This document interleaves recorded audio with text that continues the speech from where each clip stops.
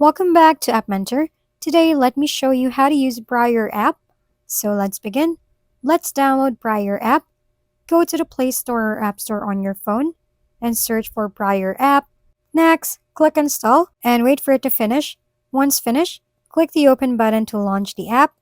Next, enter your nickname and create your account.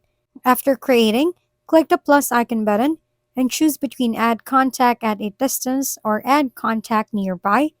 Let's click Add Contact at a distance first. And here, follow the prompts by exchanging links to each other in order to have conversation.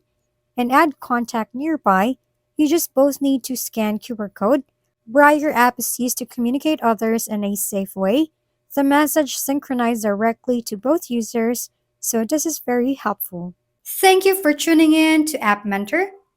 If this video is helpful, please don't forget to like, hit the subscribe button, and leave a comment for any suggestions.